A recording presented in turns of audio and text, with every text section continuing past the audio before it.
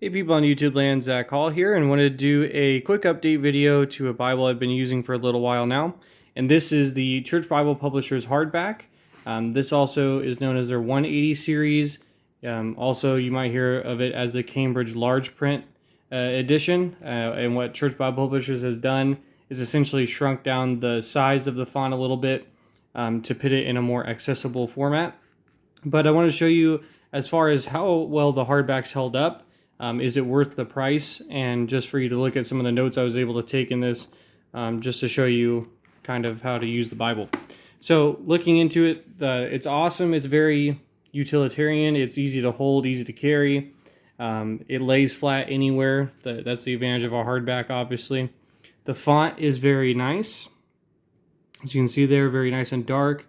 Contrasts the page very well. The white pages with the very dark font.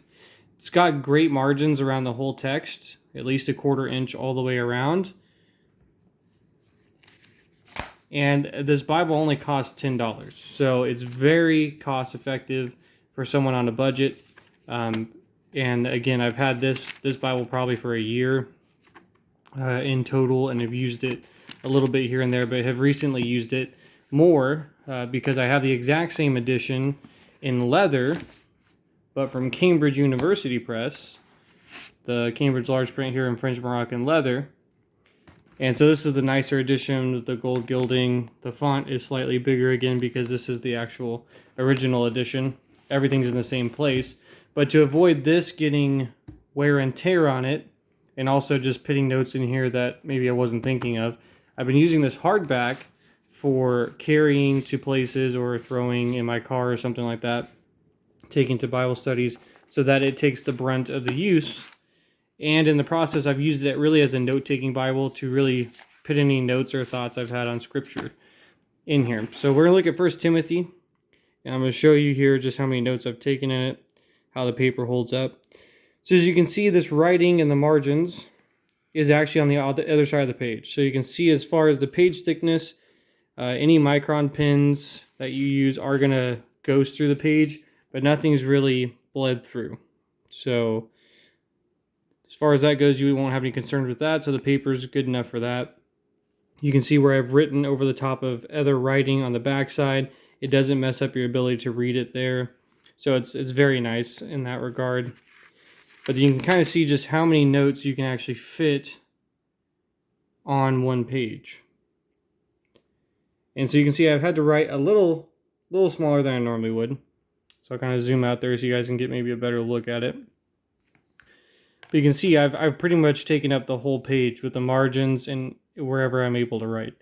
And the thing has been awesome. I mean, here I can just write in notes that are in my head. It doesn't even necessarily have to be precise or well thought out, but this can just be a Bible where I can get my thoughts on paper next to the text, and then I can refine those and then transfer them over to my leather edition, so that way the notes in here are a lot more refined, a lot more clear and more precise.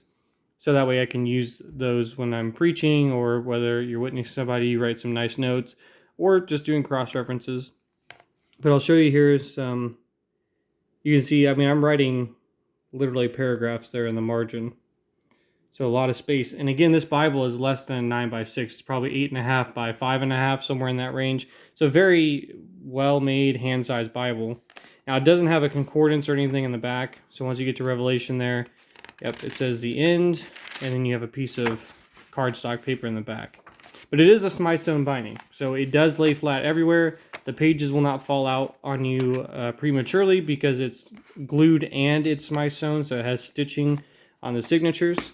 So you can see how the pages lay flat. You can see where they divide. That is a signature, and that's where those pages are sewn together so they don't fall apart on you over time.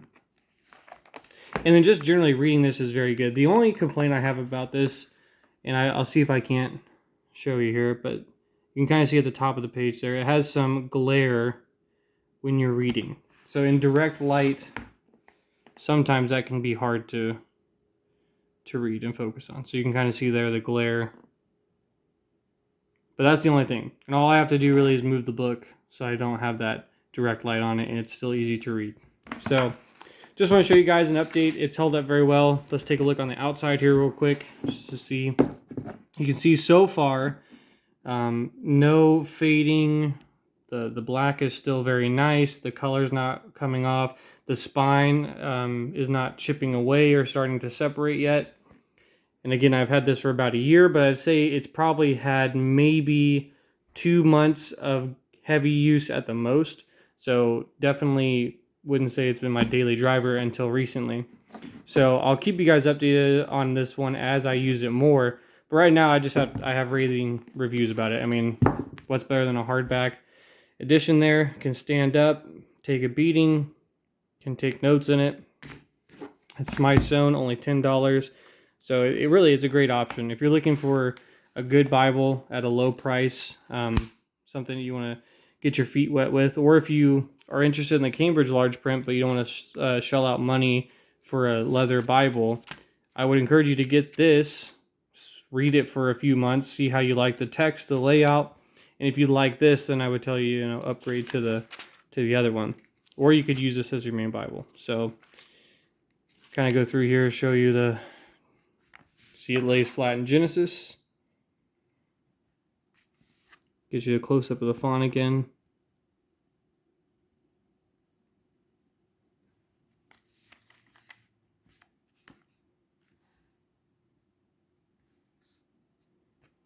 And I'll show you a comparison to the actual Cambridge large print.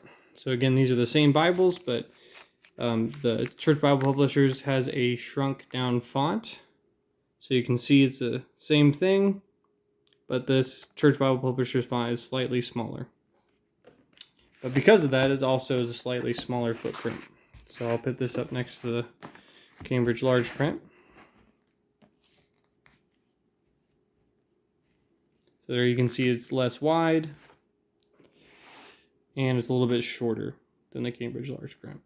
It's about the same on the thickness. Also, if you really do like the Church Bible Publishers and you like the smaller font and the easier to carry size, then they do make it in leather editions as well. You just go to churchbiblepublishers.com. Under their headings, it's known as the hand-sized text-only Bible. That would be the same edition as this.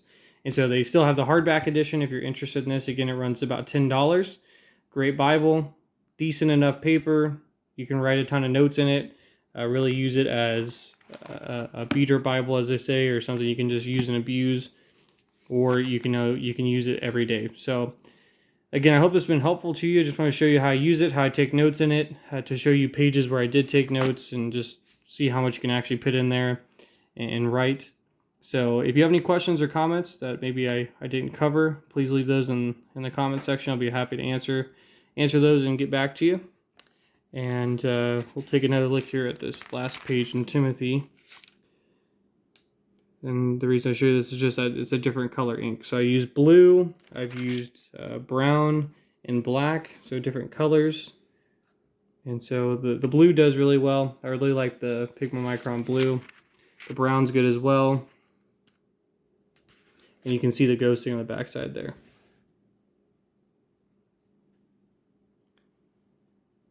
So again, thank you guys for watching. I hope you have a great night. Take care and God bless.